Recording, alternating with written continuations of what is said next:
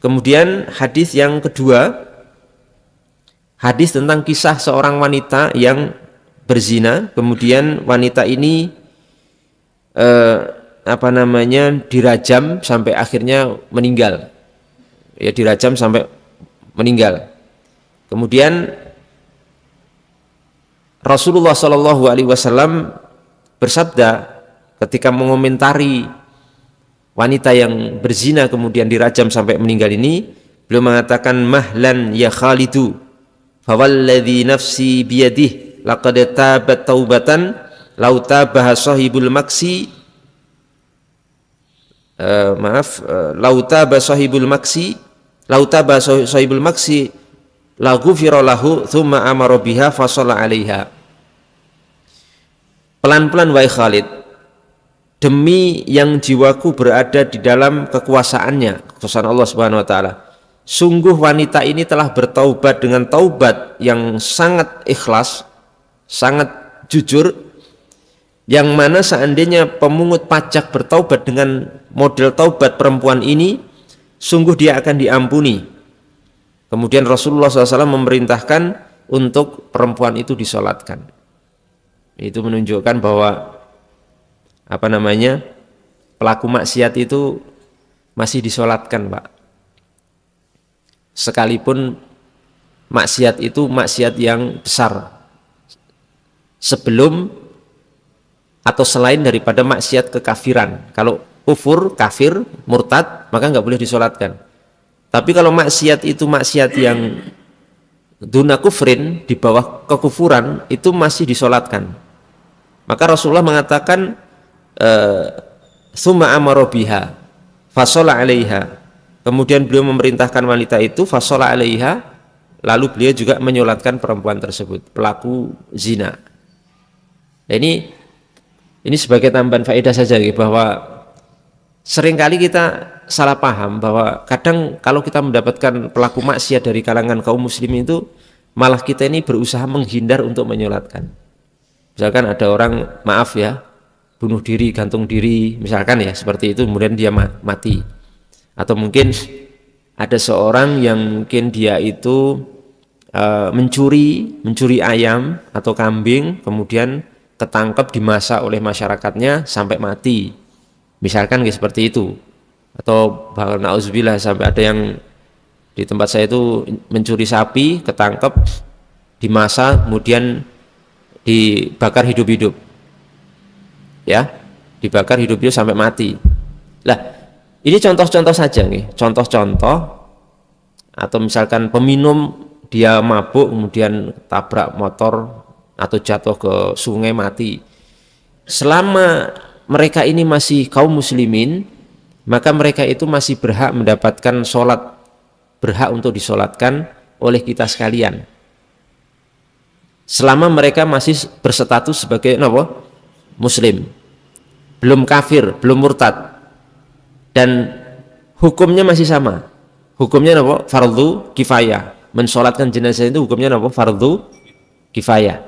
Artinya kalau di tempat itu tidak ada yang menyolatkan sama sekali, justru umat Islam di situ semuanya berdosa. Sebab dia masih masuk status muslim, kategori muslim, yang semua dalil-dalil tentang hak menyolatkan sesama muslim itu masih mengenai dia, karena dia belum murtad, belum kafir, terlepas dari perbuatan maksiatnya.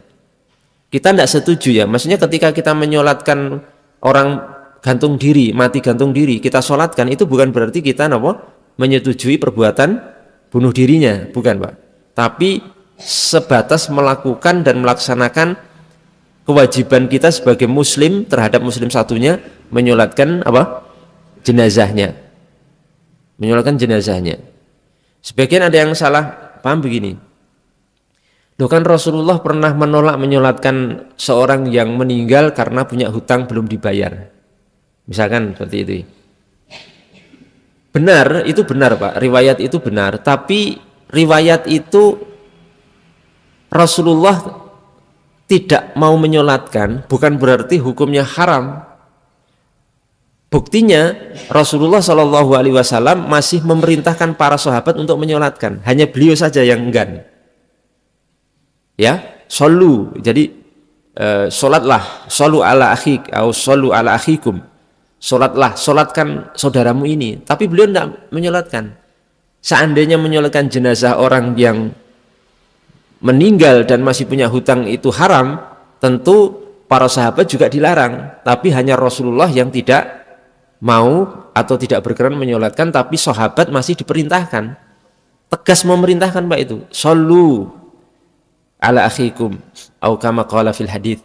Solatkan jenazah saudaramu. Lah, waktu itu Rasulullah enggan itu cuma sebagai bentuk istilahnya itu bentuk peringatan atau ingin menasihati secara tidak langsung bahwa perbuatan seperti ini tercela, perbuatan dosa yang menyebabkan beliau akhirnya tidak mau. Bukan berarti haram. Ini loh sebagai yang saya ulang sering kali bahwa apa yang ditinggalkan Rasulullah Shallallahu Alaihi Wasallam itu tidak mesti menjadikan perbuatan itu haram atau terlarang. Jadi kan seringkali kita mendapatkan satu pernyataan sebagian kan, bahwa itu tidak dilakukan Rasulullah, gitu. Iya kan? Itu tidak dilakukan Rasulullah, itu tidak dicontohkan Rasulullah. Ini keliru. Karena Rasulullah tidak melakukan satu perbuatan itu kan sebabnya macam-macam. Belum tentu. Maka ada satu kaidah fikih yang berbunyi tarku Nabi sallallahu alaihi wasallam fi'lan minal af'al la yadullu ala man'ihi ala hurmati. Ketika Rasulullah meninggalkan satu perkara, satu perbuatan, bukan berarti perbuatan itu menunjukkan bahwa hal itu haram. Seperti tadi menyolatkan pelaku maksiat, Rasulullah meninggalkan, tidak melakukan. Apakah kemudian hukumnya haram? Tidak, buktinya para sahabat disuruh menyolatkan, hanya beliau saja yang enggan menyolatkan. Paham betul niki? Nah ini penting sekali Pak kita pahami karena kita mendapatkan banyak kasus Kasus seringkali kita mendapatkan bahwa banyak orang mengeluarkan argumentasi untuk menghukumi sesuatu itu kemudian dengan cara dia mengatakan itu tidak dicontohkan atau tidak dilakukan oleh Rasulullah Shallallahu Alaihi Wasallam.